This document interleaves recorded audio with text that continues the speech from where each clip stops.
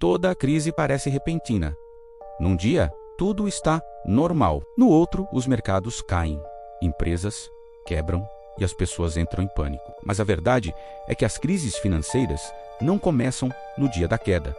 Elas começam anos antes, de forma silenciosa. E quase sempre, elas seguem o mesmo roteiro. Hoje você vai entender como uma crise realmente nasce e por que ela quase sempre começa quando todo mundo acredita que está tudo bem. Toda crise, por incrível que pareça, começa com crescimento. A economia está aquecida, o crédito está fácil, os juros estão baixos e o mercado está transbordando otimismo. As pessoas começam a acreditar naquela frase famosa: dessa vez é diferente. Os preços dos imóveis sobem, as ações disparam, as empresas se expandem sem parar. E como esse dinheiro todo é criado? Através do crédito. Mais empréstimos geram mais consumo, que gera mais expansão. O sistema inteiro entra em um modo de aceleração máxima.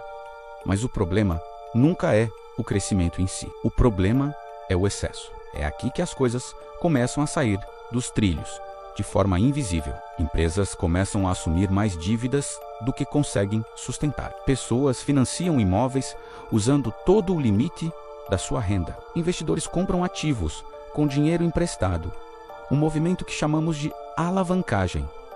E sabe o que é mais curioso? Tudo isso parece funcionar perfeitamente, desde que os preços continuem subindo. Porque enquanto os ativos se valorizam, a dívida parece pequena, parece controlável. É nesse ambiente que uma bolha nasce. Uma bolha se forma quando o preço de algo sobe, não porque aquilo gera mais valor, mas simplesmente porque as pessoas acreditam que o preço vai continuar subindo. Já vimos isso acontecer com imóveis, com ações de tecnologia, com criptomoedas e até com tulipas na Holanda no século XVII. O ativo pode mudar, mas o comportamento humano não muda. A ganância e o medo se alternam no controle da situação. Durante a euforia, o risco parece ter desaparecido, mas ele não sumiu. Ele está apenas escondido, esperando o momento certo. E toda crise precisa de um gatilho, uma faísca, para iniciar o incêndio. Esse gatilho pode ser qualquer coisa: um aumento inesperado na taxa de juros, a falência de uma grande empresa, uma mudança política drástica, ou simplesmente uma perda generalizada de confiança. Quando o custo do dinheiro sobe, quem estava altamente endividado começa a sentir o aperto. Os pagamentos começam a atrasar, os lucros das empresas caem, o fluxo de caixa seca, e então aquilo que parecia sólido como uma rocha começa a apresentar rachaduras. É aqui que entra em cena o efeito dominó. O sistema financeiro é totalmente interconectado. Pense nisso. Bancos emprestam para empresas. Empresas pagam os salários dos funcionários e os funcionários pagam suas contas nos bancos. É um ciclo. Quando uma peça desse dominó falha, a confiança em todo o sistema começa a diminuir. E este é o ponto crucial. Crises não são apenas financeiras. Elas são, acima de tudo, crises de confiança. Se os investidores começam a vender seus ativos com medo, os preços caem. Se os preços caem, as garantias que sustentavam os empréstimos perdem valor. E se as garantias perdem valor, mais vendas acontecem para cobrir os prejuízos. O ciclo se acelera, girando cada vez mais rápido. O que antes era apenas uma preocupação, agora vira medo. E o que era medo, rapidamente se transforma em pânico. Em pânico, investidores vendem até mesmo seus ativos mais saudáveis, apenas para cobrir as perdas em outros lugares. Os bancos, sentindo o perigo, restringem o crédito. As empresas param de investir e contratar. Os consumidores, com medo do futuro, gastam muito menos. O dinheiro simplesmente para de circular. E como vimos no início, se o crédito é o que cria dinheiro, quando o crédito trava, o dinheiro para de nascer e começa efetivamente a desaparecer da economia. Agora, o ciclo se inverte completamente. Entramos na fase de contração. Menos crédito significa menos consumo e menos investimento.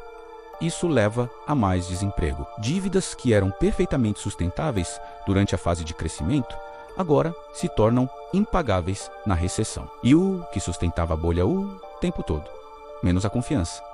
Menos simplesmente evapora. O castelo de cartas desmorona. Nesse momento de caos, os bancos centrais entram em ação. No Brasil, temos o Banco Central do Brasil. Nos Estados Unidos, o Federal Reserve. A missão deles é tentar conter o incêndio. Eles reduzem drasticamente as taxas de juros, injetam liquidez comprando ativos no mercado e fazem de tudo para tentar restaurar a confiança. O objetivo principal não é evitar toda a dor da crise. Isso é impossível. O objetivo é impedir um colapso sistêmico, ou seja, que todo o sistema financeiro quebre de uma vez só. Depois que a tempestade passa, algo interessante acontece. As dívidas excessivas são finalmente liquidadas. As empresas mais fracas, que não eram sustentáveis, quebram e saem do jogo. Os ativos, que estavam com preços inflados, são reprecificados para valores mais realistas. O sistema passa por uma espécie de limpeza, e então os juros baixos voltam para estimular a economia. O crédito retorna lentamente. O otimismo reaparece e o ciclo, inevitavelmente, recomeça. O que podemos aprender com tudo isso é que existe um padrão invisível. As crises financeiras não começam com as quedas bruscas que vemos nos noticiários.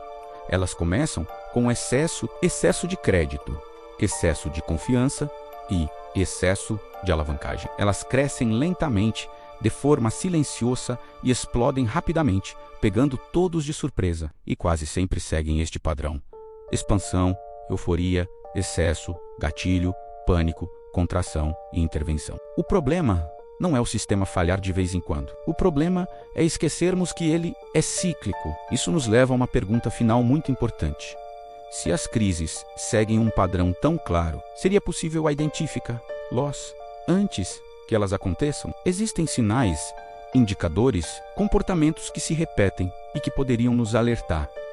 Essa é a nossa próxima conversa. Obrigado por assistir até aqui. Se você gostou desse vídeo e quer entender mais sobre os ciclos da economia, não se esqueça de se inscrever no canal e ativar as notificações para não perder o próximo episódio. Até lá!